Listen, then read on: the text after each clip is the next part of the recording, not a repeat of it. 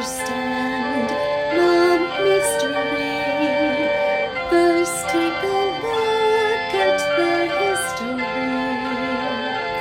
The words we use will give us clues. So join us now in Church Chatter.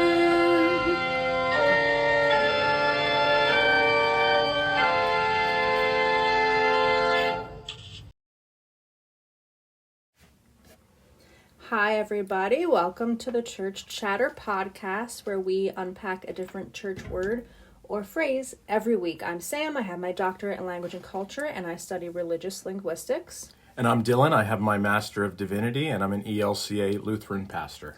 So today's episode is bonus.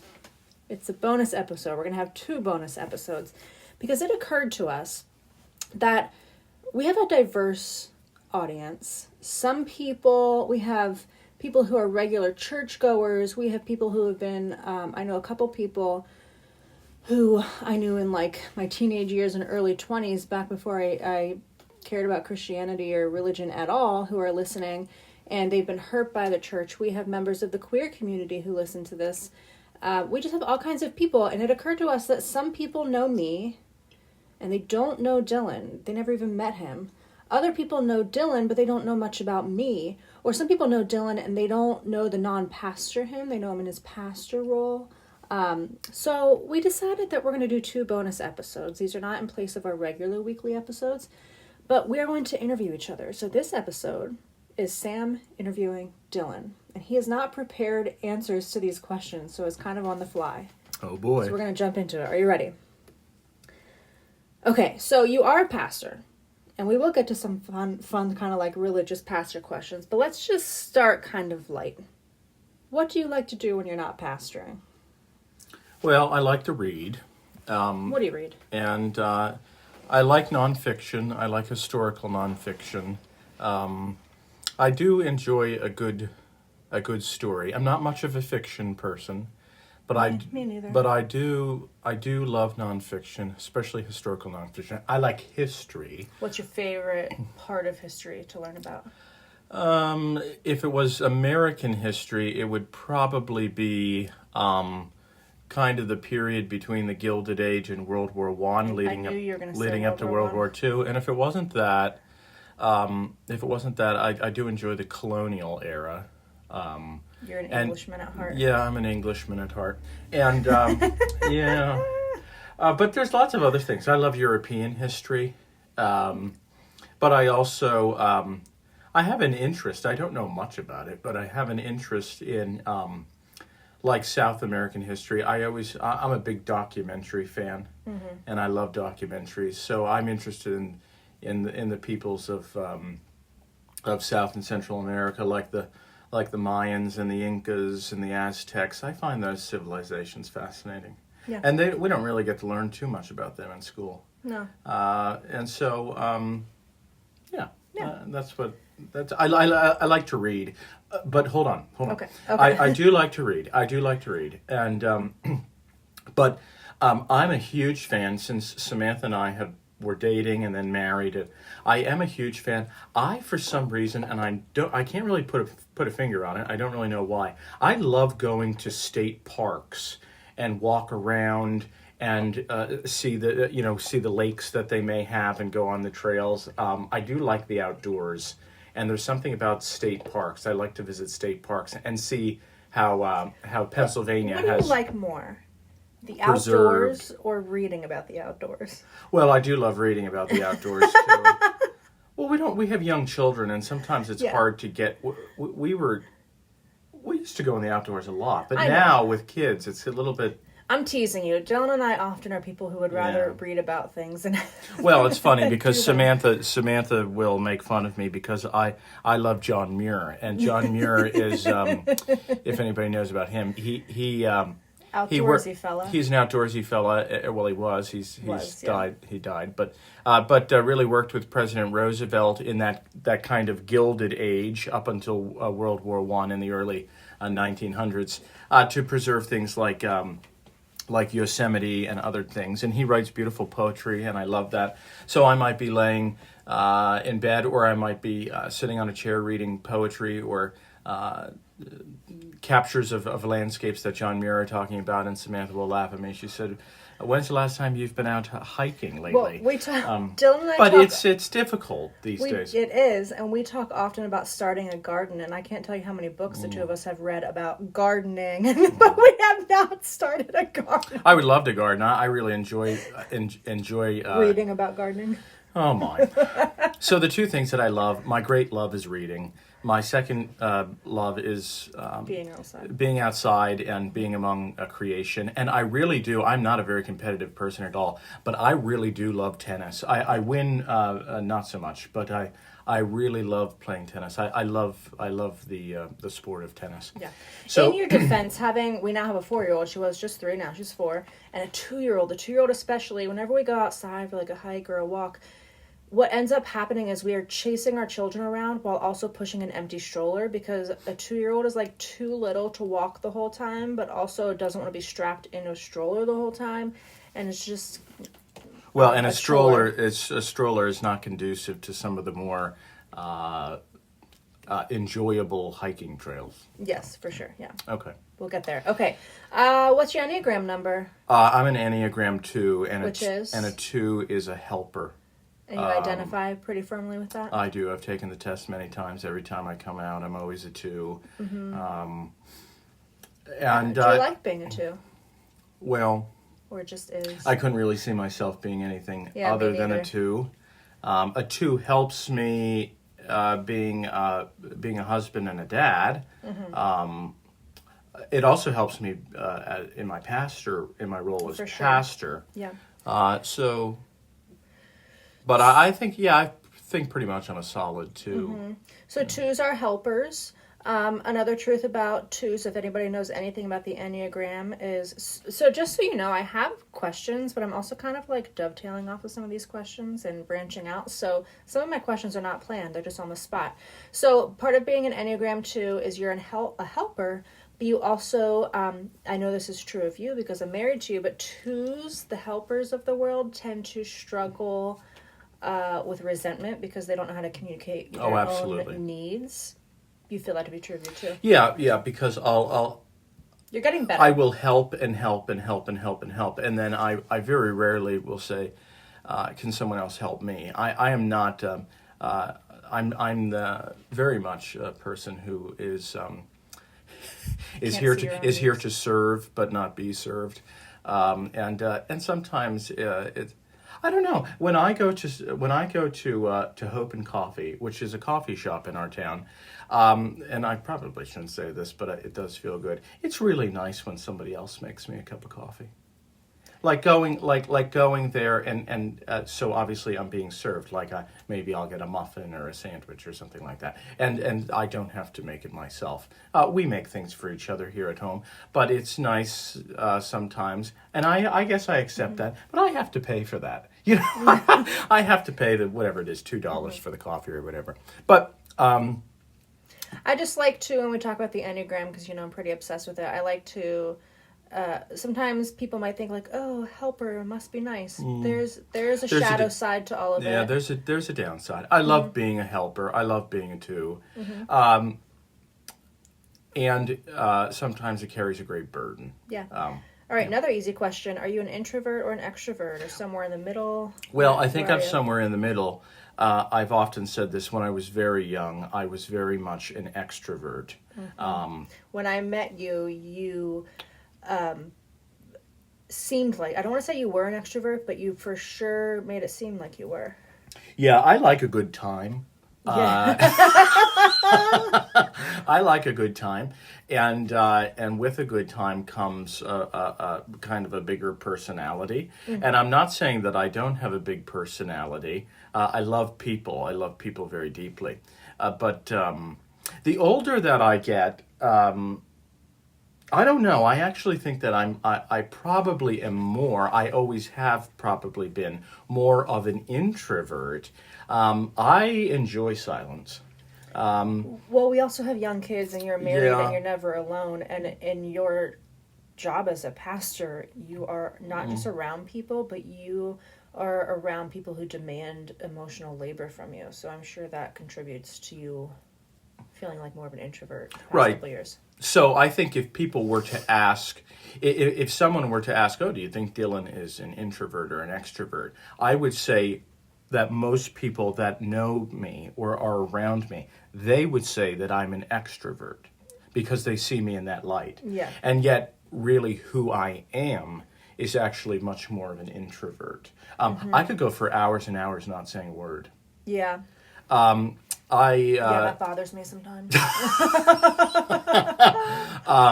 I'm a person of it's very easy for me to if I can carve out a space or whatever, it's very easy for me to do something like meditation practices or something. Well, I also have to tell all of you listening that just when we started talking about doing these interview episodes, Dillon doesn't like talking about himself either. So that's why some of my questions are a little leading, so I can get him like a little more deep. Well, while we're on that topic, let's go on to the next question. Okay, so when I met you, you were on your way to law school. So you and I were friends, I don't know, for like a year? Mm-hmm. Yeah, about a year before we really started dating. And we were co-workers. And we worked together, and you, around the time we started dating, I don't know, the timeline's a blur, but around the time we started dating, you had quit the job that we worked at together. And you were going to law school, so you moved away. So we started dating as you moved almost 2 hours away. Yeah. So we started dating. It was kind of long distance. It was 2 hours for a while. And you were going to go to law school. And you had a couple jobs here and there. And you were preparing for law school. And I remember you told me we weren't engaged yet, were we? No. Yeah, no, we were just dating. No. And you said, well, there's more to the story than that.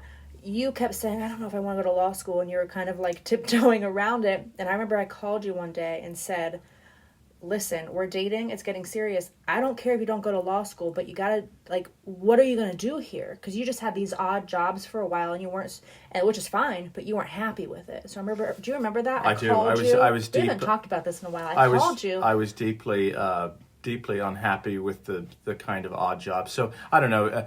Those of you who don't know me, you would never know this. Those of you who do know me, I cannot work a hammer. I am not a Mr. Fix-It. In our family, when we get furniture, or our children have toys that have to be put together, I do it because Dillon gets so frustrated with screws and nails and hammers. And it's not that I don't like it; it's that I don't have much interest in it, and I'm not very good at it.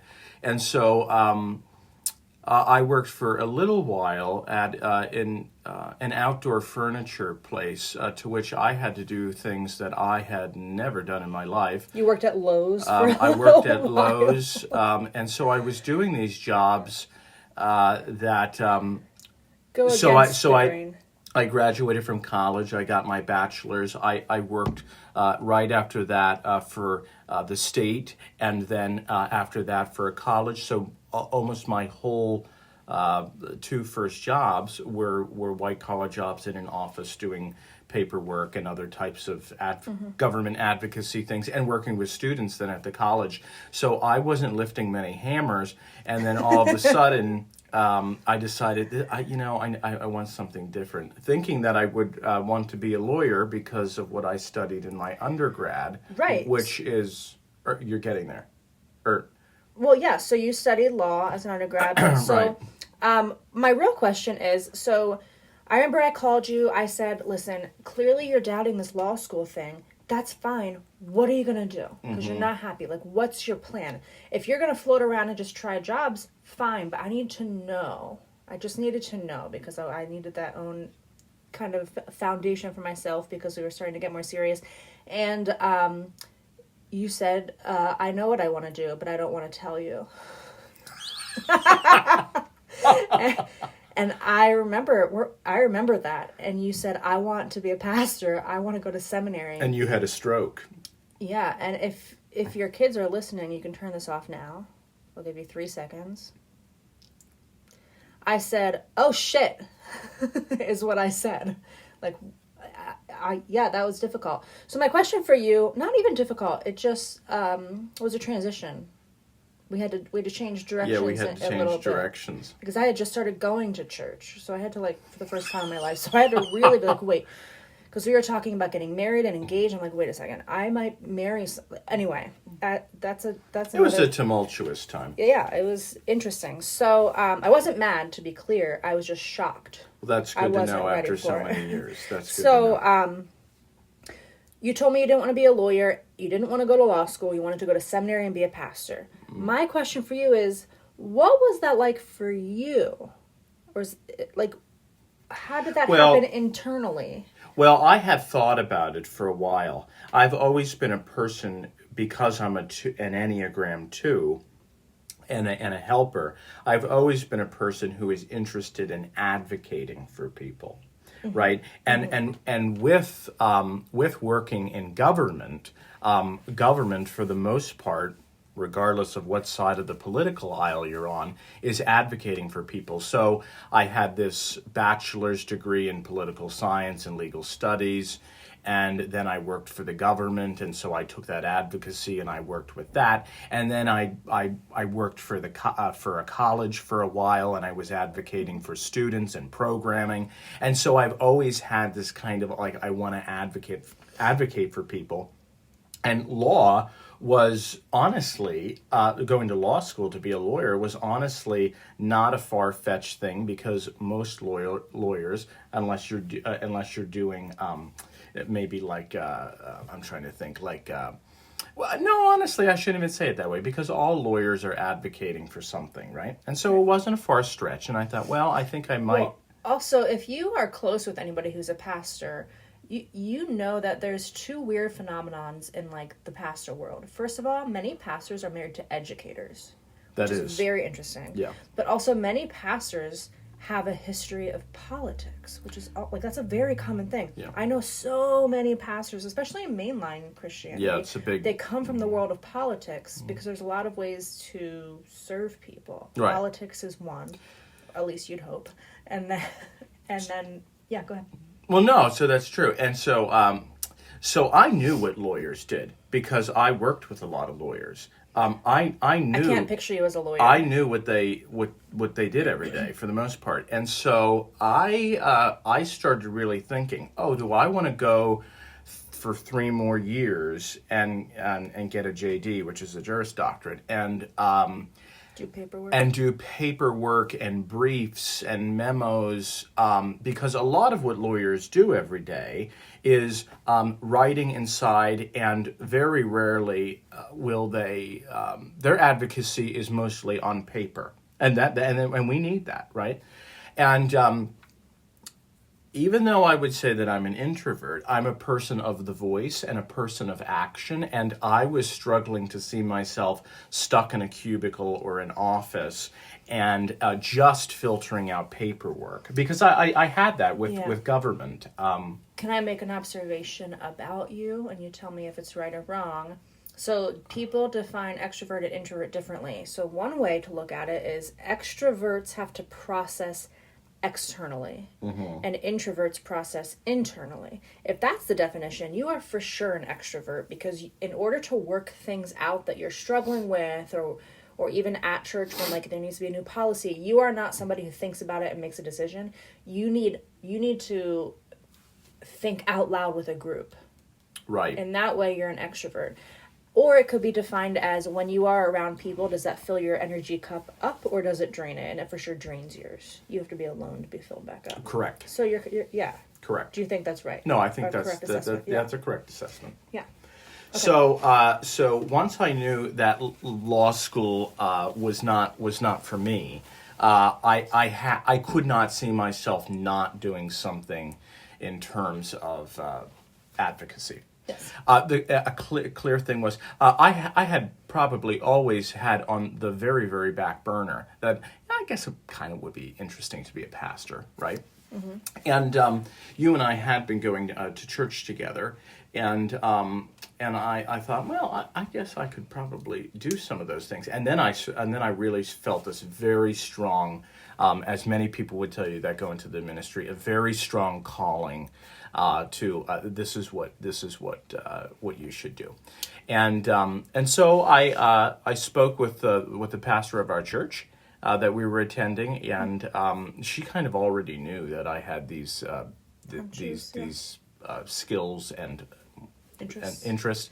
And so she kind of affirmed that, and then I went through the process, and I can tell you, taking the LSATs, the LSATs, and applying to law school and doing those types of things, that was a very, very stressful process, I guess you could say. And when I was doing the process for seminary, sure, it was a little nerve-wracking, and yet at the same time, I had this more holistic. I had this liberation of it was a very different process, and it was much more uplifting to me than kind of like it felt more right. Yeah, it felt more. Yeah. It felt correct. It felt right. Yeah. Yeah. Yeah. Okay. Let's get into I'm not more sure. interesting questions. Okay. Was there ever a time in your life when you would have said that you are not a Christian? Yes, absolutely. When? Probably right after high school, when I went to college, probably freshman and sophomore year. I identified with the teachings of Jesus, but I was not sure that I was a Christian. Do you want me to explain that? Did you ever say that you were an atheist? Was that a term? No, I didn't throw around atheism, but I was probably for a good 2 or 3 years definitely an agnostic. Explain what you mean. So I liked the teachings of Jesus because I grew up with them. I grew up in a Christian home and a Christian churches. And so I liked the teachings of Jesus, but I wasn't always on board with the kind of overarching institutional church and what some Christians, like people would say, oh, well, I'm a Christian. And I'd see sometimes, well, you say that you're a Christian, but some of that stuff doesn't fully match up with the teachings of Jesus.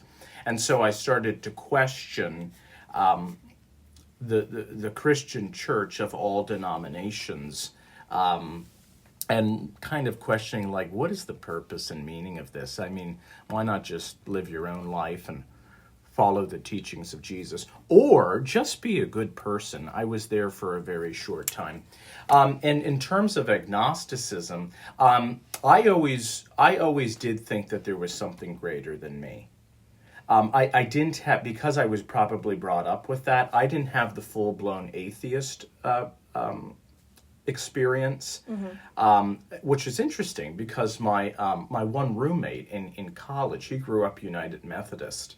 And he didn't believe in God at all, but then he joined a Unitarian church, which they allow for that, so that was fine. He liked the community, but he would always say, I have no interest in God, but I like the community, and I do. So it's interesting because I roomed with an absolute atheist who found himself in a religious Unitarian community, and that worked for him. My agnosticism was...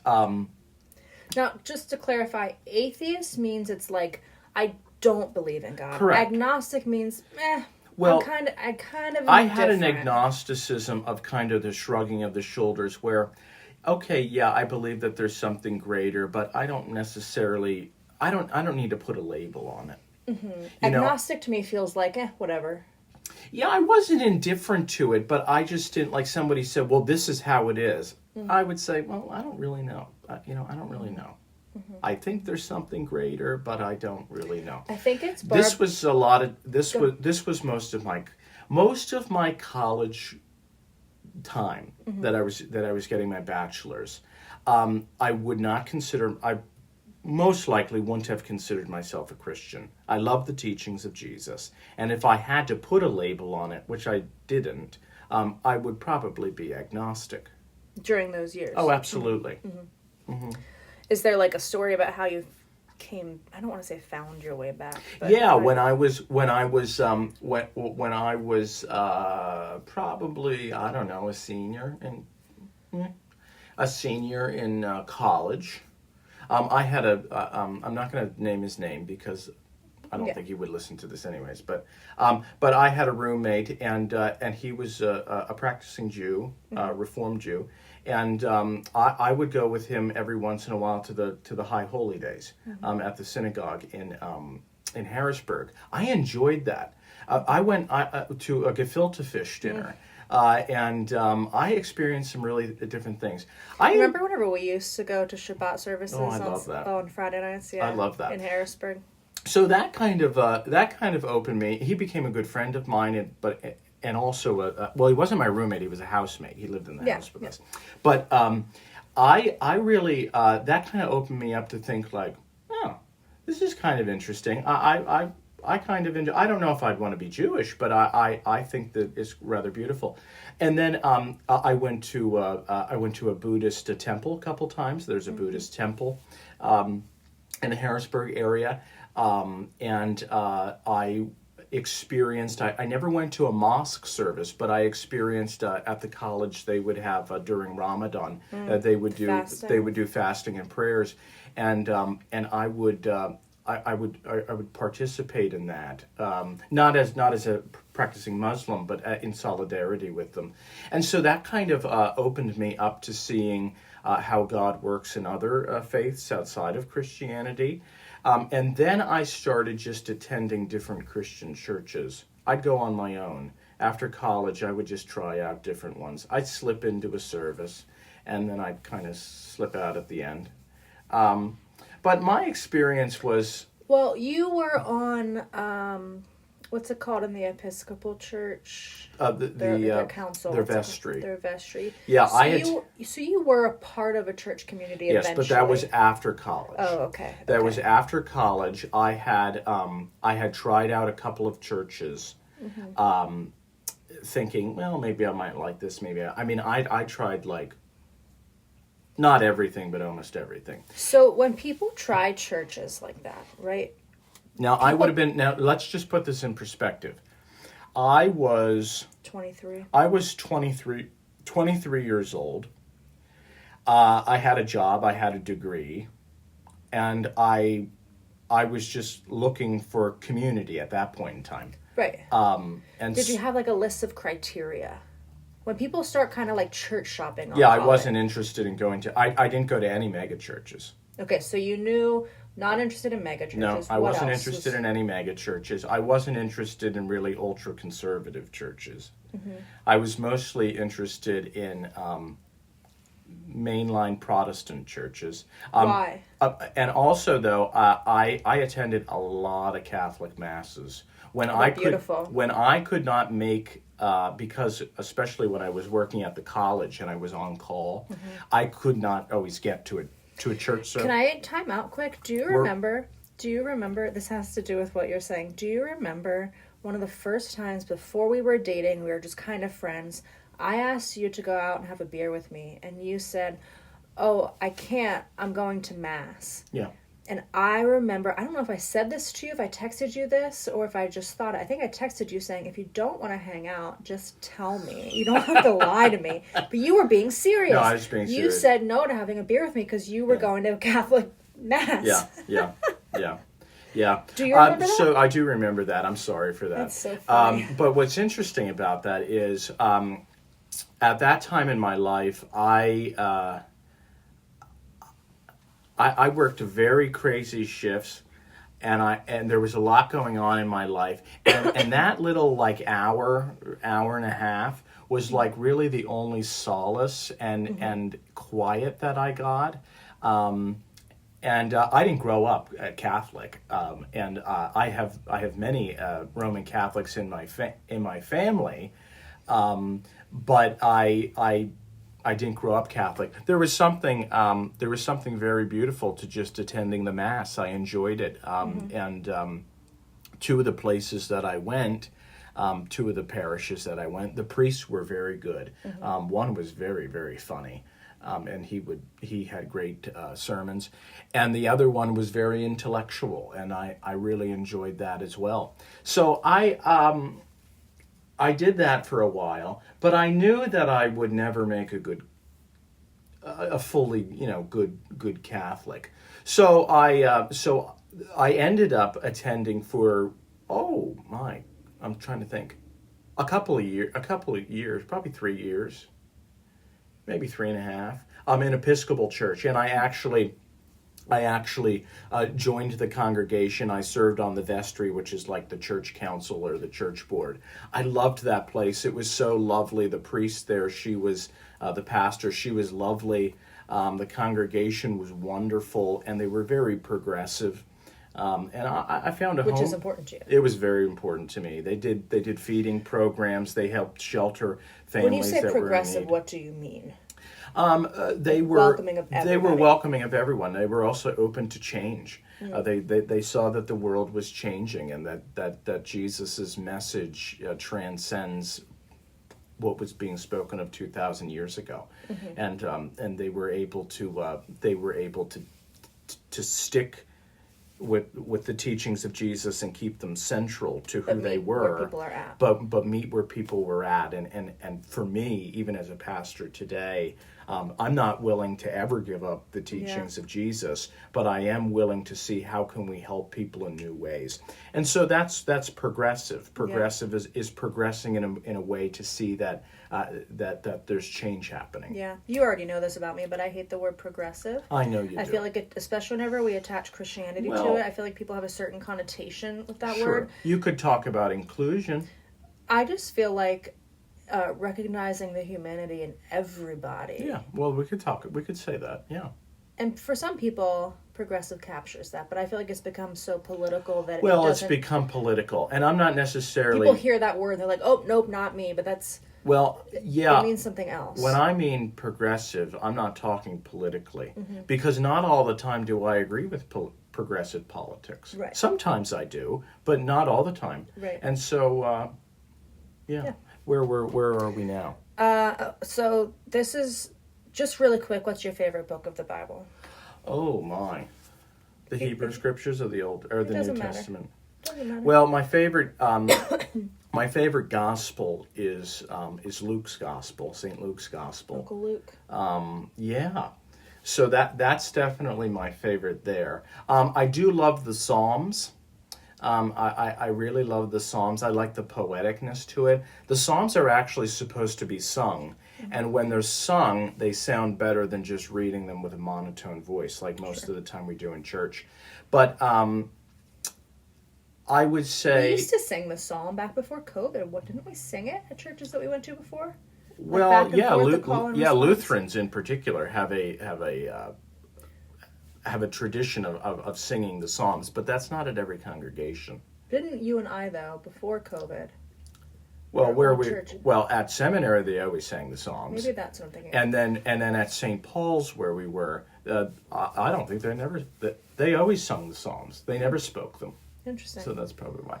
But the book of Psalms in the Hebrew Scriptures of the Old Testament and St. Luke's Gospel in the New Testament, I also like. Unlike most people, I think Paul can be problematic. I'm talking about St. Paul's letters.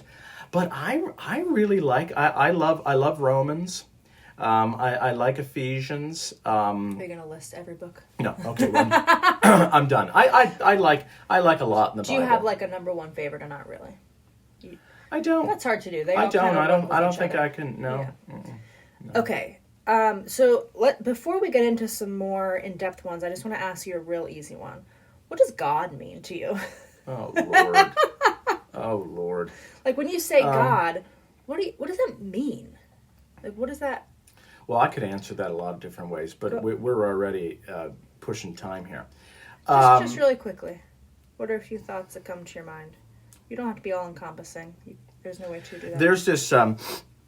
There's this German theologian named Paul Tillich, and he's passed now. He died. But he explains God, and I like his definition because this is how I feel about God. He explains God as the ground of all being. And the ground of all being is that God is the essence, is the nature, is the source of all that there is.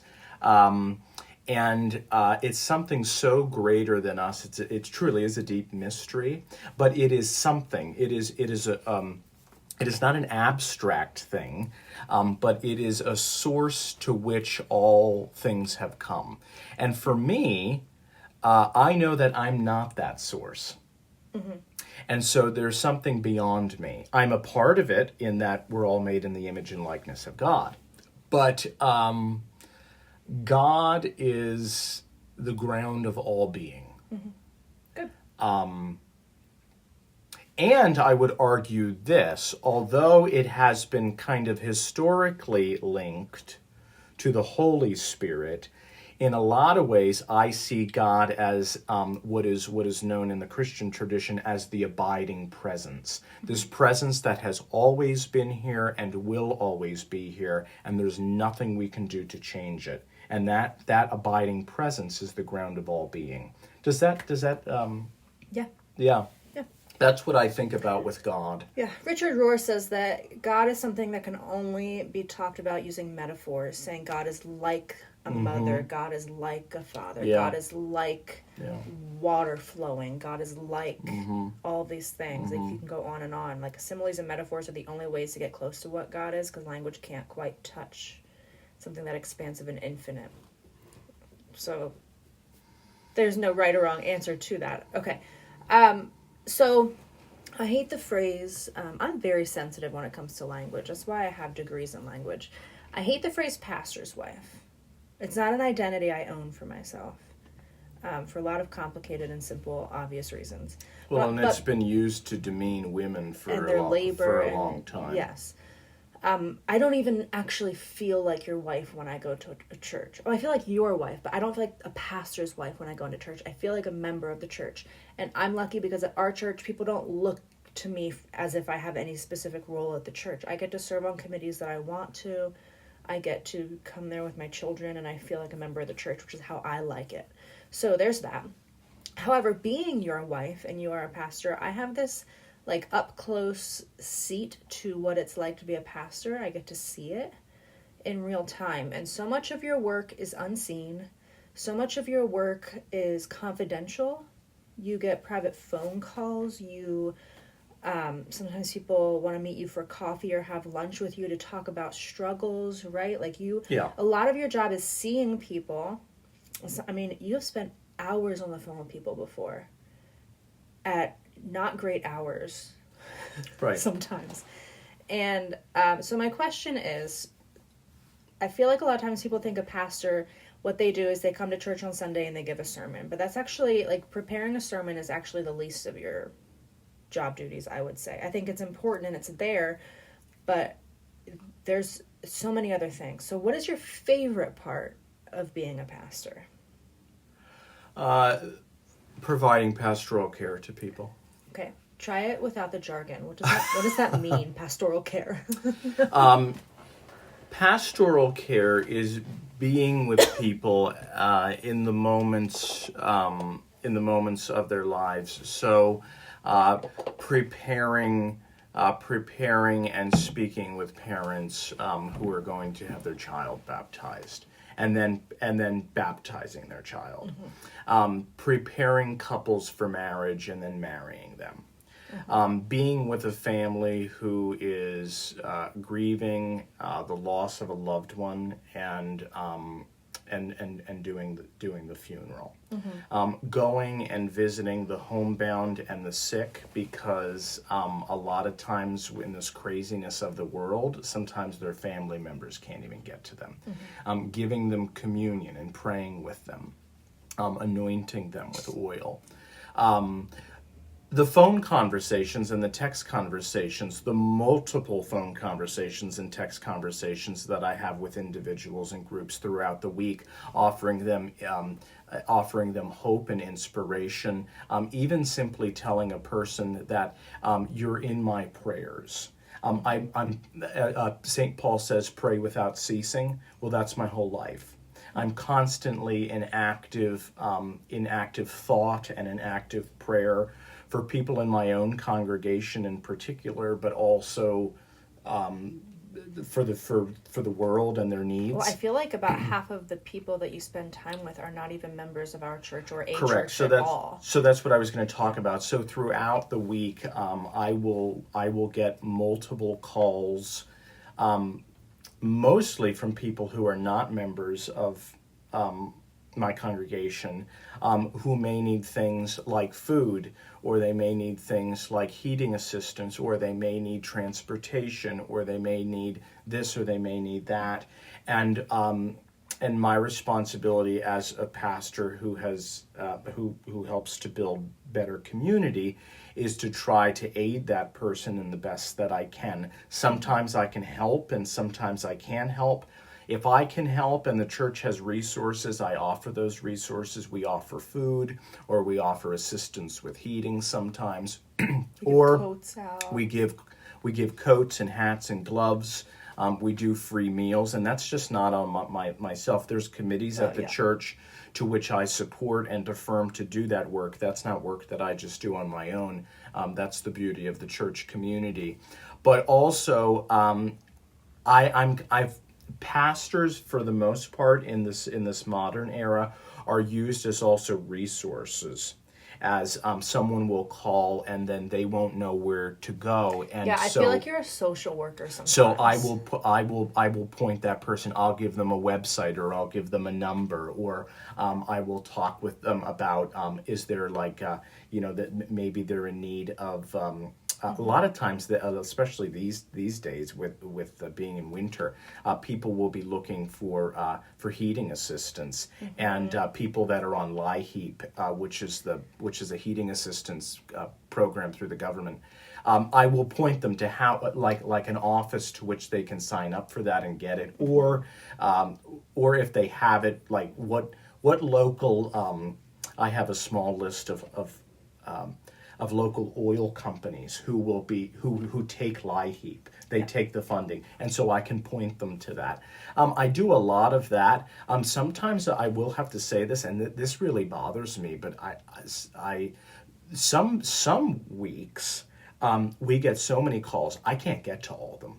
Yeah. I can't get to all of them in the week, and so sometimes people will be delayed because I'm only one person, and they'll have to wait the week. And so I feel bad about that, but sometimes... I wish people knew this too, Dillon, and you can't be the only one. I bet this happens to so many pastors. Dillon gets calls from people who work in politics because people are struggling with something, and the government doesn't have the resources to help them. So who do they call? They call local churches and say, hey, we have a homeless person. Hey, we have this. Hey, we have that. Can you help? So I'm going to get on a high horse just for a minute.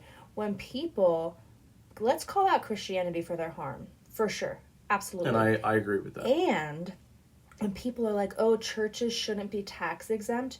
If we were to lose tax exempt status tomorrow, a lot of people will go hungry and starve. A lot of people wouldn't have roofs over their heads. A lot of people wouldn't have heat in their homes. Churches, when done right, which many of them are filling in those gaps of needs for people. Sometimes not even gaps, sometimes just needs, period. So I think that matters, and a lot of your job is some people who work in politics or work for the state or work for local government. It's calling you saying, hey, do you have any...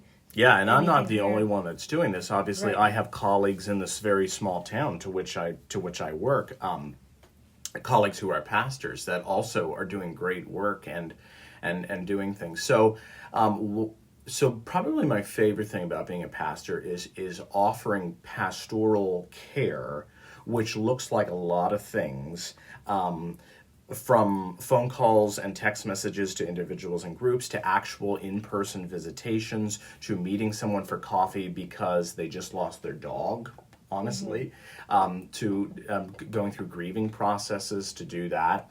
But then, so I love all that stuff. And that to me is, in my role, pastoral care, but it's also outreach to the community. And then the second thing that would probably be my most favorite is I am a pastor, and so I do enjoy leading worship. I enjoy leading worship, and I enjoy teaching confirmation and Sunday school and other things. And the adult program. And yeah, the adult like teaching. and the adult program. I'm very, very interested in how people are continuing to foster their faith, and so if I can be a guide and a leader for that, yeah. What part of being a pastor do you not like? Is there a part that you could... And forget about the fact that there's some people that go to our church that listen to this podcast. I know. You can be honest. What parts would you just get rid of tomorrow? So the parts that are really interesting to me is that I'm not the biggest fan of is the modern pastor is also, in most denominations, is not only the pastor. The pastor is the spiritual part. The pastor is the one who is providing pastoral care for people. The pastor is the one who is administering the sacraments and preaching the gospel and leading worship, right? And affirming committees at the church to do community outreach. Those are the making disciples. That's what the pastor's role is spiritually. But the modern pastor is mostly not able to just be a pastor. They have to be chief administrator. And chief administrator is assisting and looking at the management and the full governance of the congregation, to which we have to look at budgets and spending. And when the printer goes down, you have to be there because they're coming in to right, fix the and printer. there's other people to help foster that in a church. But most modern churches, including the ELCA, the Lutheran Church, the pastor is both pastor and the leader of the congregation. So what that means is when there's a skunk in the church, which there was a few months ago, Dillon has to stay there and wait for the volunteer animal control person to get off work and show up to the church to get the skunk out. Right. So yeah, I do a lot of odd jobs with that, but also there's a church council and church officers. There's a church president and vice president, but most of those people have jobs. They have jobs and they're families, volunteer elected positions, but they also, I don't know what, honestly, and I'm not just saying this because I know that many of my parishioners listen to this podcast, but I am grateful for the people who voluntarily and willingly serve on the church council and are elected. A church could not run appropriately just with a pastor. A pastor is a needed position in the church, both constitutionally and in terms of theologically. But the church council and the church officers are vital to the running of a congregation. Yes, and I feel like I see statistics all the time about how volunteerism is down. And I'm not denying, maybe that's true on some level, but when I look around at the people in my life, especially when we go to church, I sit down and I look around our church and I think, oh my gosh, every single person with very few exceptions sitting in this church right now is on some kind of committee or group, or they show up to events. Like, there are people of every age, of every stripe and type, giving their time freely to raise money so that our church exists, so that we can give coats to people and give free meals out and give food to food pantries and all of these things. That's kind of crazy if you think about it, actually. It's difficult sometimes because people only have so much free time to give because they have families and jobs and other responsibilities. But it's kind of crazy how many people, especially at our church, but every church we've ever been to, give their free time. That's pretty amazing. It's very amazing. Yeah. It's very amazing. What is that quote? It takes a village. Yeah. Yeah. Okay, so my next question is, we live in your hometown. So you have friends here. You have family here. You have ex-girlfriends who live here. And outside of our church is this sign that says, Pastor Dillon Epler. What does that feel like for you? Because you used to be kind of a class clown and a really good time. Well, you still are, but not in the same way. Some people would argue used to be. Well, What was it like for you in the beginning? I think you're used to it in now, the but beginning, in the beginning, it was very difficult. I always wanted to come back here, regardless of what I would do for my profession, at least for a little while. And so I always knew that I wanted to come back here, but it is quite a conversation in your brain when there is a sign with your name on it, with pastor in front of it, in your hometown, to which people know who you were, who you are. When we go places and people know that Dillon is a pastor, they like to tell him things, either about how much they hate the church or about how they just like to tell you things. Well, it's interesting. Now, I'll tell a very brief story here. I had lunch with someone just yesterday for a lunch meeting, and when I walked into the restaurant, there was an individual that I had not seen in years, a mother of a classmate of mine, and she didn't know that I was a pastor, or that I went to seminary, I should say it that way. And you know what she said to me? She said, "It's so nice to see your name on the church sign." So the very thing that we're talking about my name being on a church sign, this woman had not seen me in, oh my God, probably 15 years. But she saw your name. But she saw the name on the sign because she lives in this community. She remembered me being friends with her daughter. It's very nice of her to say that. It is lovely. How does it make you feel? Well, I'm all right with it now, because I try not to focus on it too much. There's certain jobs where people put you in a box, and pastor's one of them. But in the beginning, it was difficult for me, because I'm also a person that doesn't really, even though I love to be, well, I should say I used to. I was the class clown and all this. Again, the older that I get, I'm not very interested in, I don't really enjoy talking about myself. Actually, this interview is very difficult. But you're doing a good job. I'm muddling through. And I don't really like to, draw attention to myself. So and I'm not saying that to try to be humble. Why? Whenever people notice you, what do you get anxious about it? Do you just not like to be seen? What is that? I'd rather work behind the scenes. Have you always been that way? No, not always. Well, no, probably not as a teenager and in high school. But I would argue that many teenagers are, unless you're very, very introverted. Yeah, that's true. They kind of. There's a lot of things going on at that time, to which kind of opens you up to be more. I don't know. You have done active, almost a 180 since we first met. You used to be more confrontational, maybe a little more confrontational. I don't know if confrontational is the word, but you would speak up a lot. But now you emphasize listening more than you used to.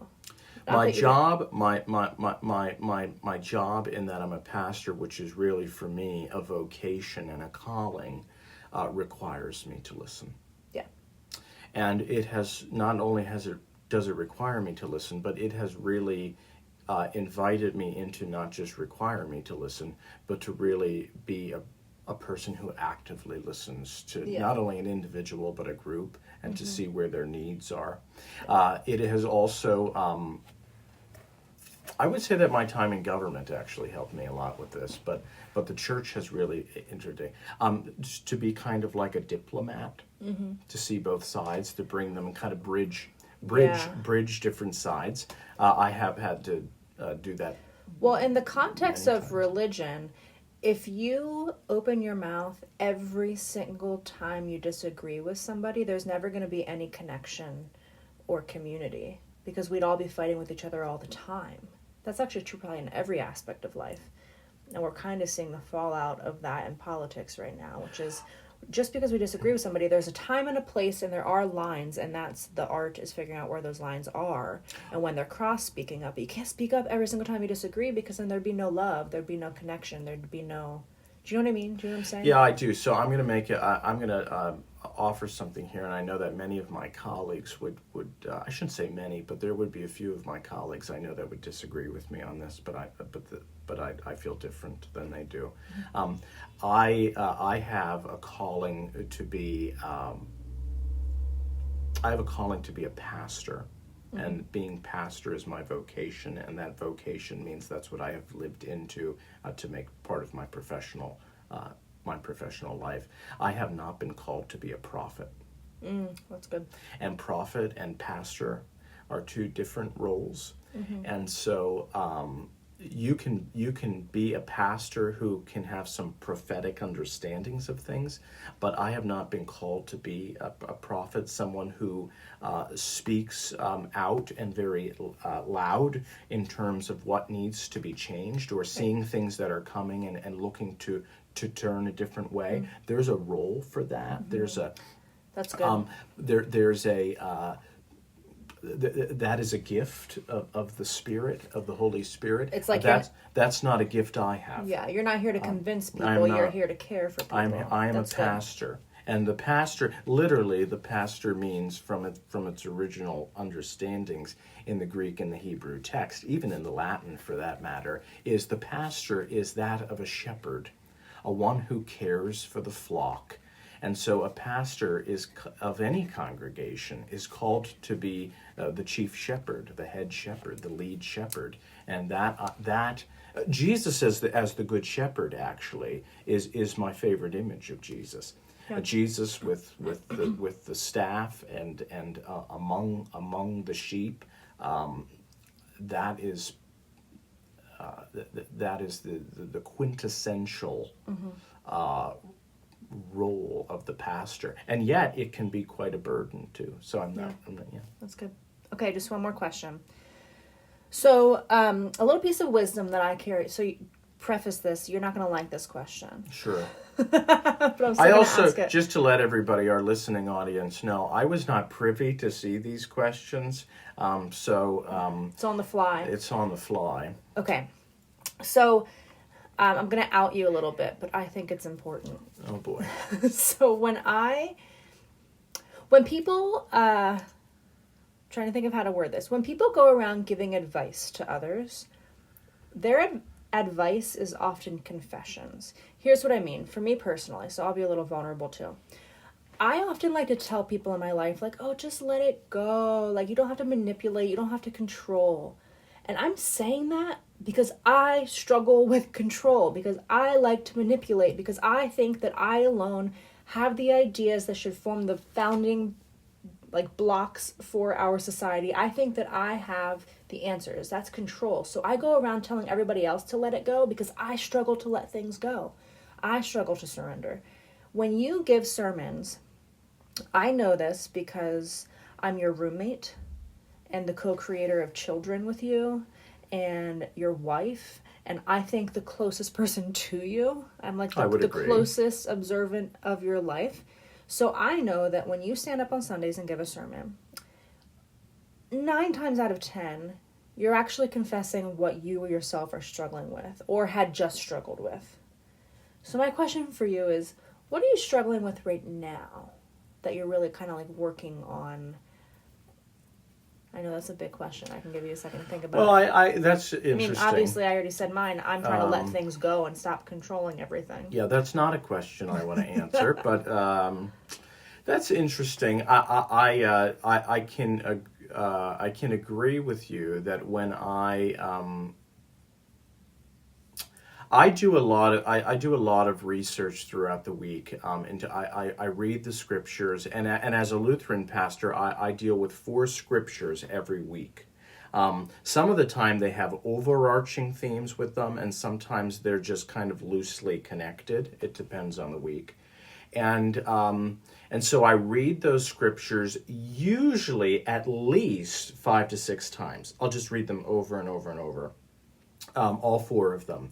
And then I will read commentaries in terms of what is the most up-to-date theology around these readings, where are these readings historically, what's the Greek and Hebrew. I put a lot of time into that, and yet at the end of the day, I know that not all of that is going to be able to be delivered in a sermon, right, and include all the 4 texts all the time.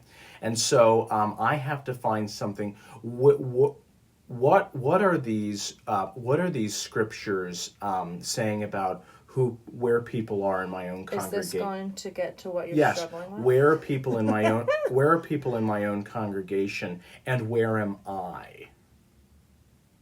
So I'm constantly balancing out the both and. Right. Where is my congregation currently, and where am I currently? Which leads me to where am I currently, and what am I struggling with? Well, I struggle with a lot of things, I'm sure, some of which I can't admit on here. Not that I'm a terrible person, but I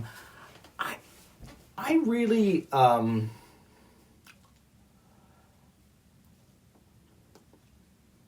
I really struggle with sometimes I don't know how to word this.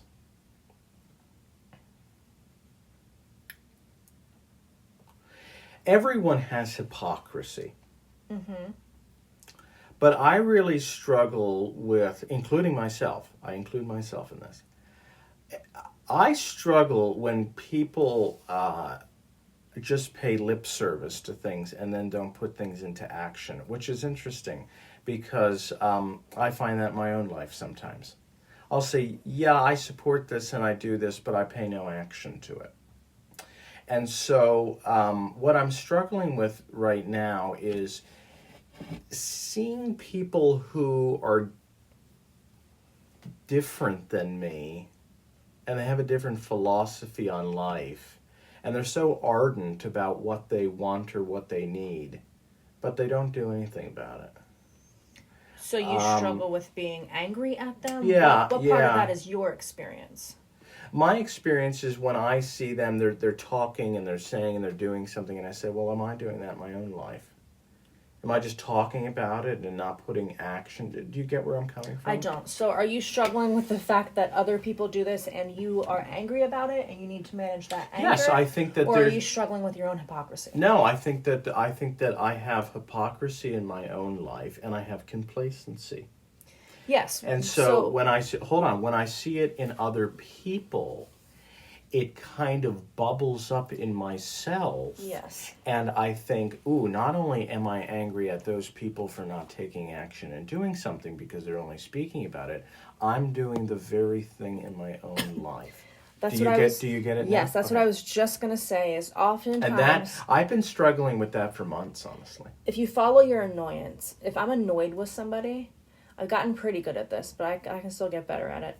If I'm annoyed or angry at somebody, one of the first things I should be doing is like, why am I annoyed with them? Okay, find that in yourself, because It's just a projection. Now, sometimes people just are wrong, and you can be rightfully angry at them. That's different. But oftentimes when I find myself annoyed, like, why are they doing that again? It's because that part of me has not been reconciled. Absolutely. Because I'm doing it. So Absolutely. You see hypocrisy in other people. It's actually pointing to the hypocrisy in yourself. Yeah, hypocrisy. Can you ground it? Hypocrisy and complacency. Is there like a certain thing that you're like, yeah, I keep saying that that's important to me, but I don't actually do anything about it? You don't have to share if you don't want to. No, I can. So I read a lot about the environment. I care about the environment. I try to implement caring for the earth in my sermons as well as in confirmation curriculum. Mm-hmm. And yet at the same time, because this is not an excuse, but where I am in life currently, and I am complacent in actually putting some of those things into action, in terms of not using plastic bags, or taking the convenience and buying the bottle of water, or instead of carrying around Refillable. a refillable. And so that would be a tangible thing. Well, that's called conviction, and you can do something with that. It is. Yeah. It is. And it's good to be convicted. Good. So I lied. I actually have one more quick question. Let's make it quick. So this podcast, Church Chatter, is founded on the premise that there are church words that need some unpacking and kind of reclaiming. Not even reclaiming, but like going back to the root of it. So what are some words that you like or don't like? Oh, right. Let's just start with, are there any churchy kind of words that whenever you hear it, you're kind of like, ugh, just don't like that word? I hate the word hell. Hell. All right. It has charged... It's picked up a lot of meaning. It's over picked the up a lot of centuries. meaning, actually much of which is not biblical at all. There's been so many things read into it, what it is and what it isn't. People will throw it around in culture and use it. It's become, go to that place, go to hell, or you're going to hell, or we're all going to hell in a handbasket. I think that hell it has a lot of problematic things around it, and so that one. Okay. And are there any churchy kind of words that right now you just kind of love them? You find yourself using them a lot. You're like, oh yeah, I like that. If the answer is no, that's all right. I lied. I actually have one more question too. Yeah. When we're not in this season right now, but when Lent comes around, Protestants, a lot of Protestants struggle with this. I love the word fasting. Well, we should do a whole episode on that. I love the word fasting and what fasting is and what fasting is not. That's good. I'm going to add it to our list. And fasting, if you're only looking at it one way, seems like kind of like, you got to follow all these rules and do all this. And fasting can actually be one of the most liberating spiritual practices ever. Yeah. Whether it's in Lent or not, I mean, it's good to do during Lent, but it's a way of self-examination. Yeah. And so I love the word fasting. I love that, which actually is interesting because that's where you get breakfast from, because you're breaking the fast from the overnight. Mm-hmm. And so, we'll do a whole episode on that. Yeah, that's fasting, yeah. and I hate good. hell, and I hope nobody goes there. Yeah. That's what program. So I have one more question. I know I keep doing this, but it's our podcast, so we get to. Let's end on a question that doesn't have to do with you being a pastor. You're also a father. I am. What's that like? I love it. Well, it's a lot of things. It's everything. It's a lot of things. I love being a dad. I've always wanted to be a dad. It's interesting that you and I have talked about. We always said that we wanted two girls, and we wanted a blue-eyed girl and a brown-eyed girl, and we and got it's it. Fascinating. There had to be some divine intervention there because we have a blue-eyed girl and a brown-eyed girl. Yes. And I love our girls very much, 2 and 4, and I think probably one of the things that as a dad, as a father, that I enjoy is. Again, they're only 2 and 4. I've been really enjoying seeing, like, the little small changes in terms of speaking, and in terms of actually, like, fine motor skills of, like, doing things around the house. I think about. I don't want to get into it too much, but